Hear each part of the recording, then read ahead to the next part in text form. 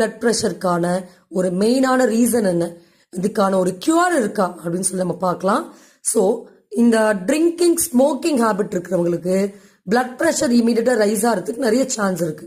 சில பேருக்கு இந்த ஹேபிட்டே இருக்காது.